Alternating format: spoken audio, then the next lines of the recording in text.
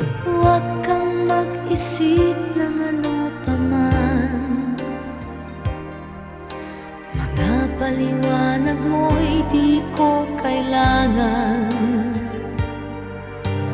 At kahit ano pa ang iyong nakaraan, mamahalin kita maging sino ka man.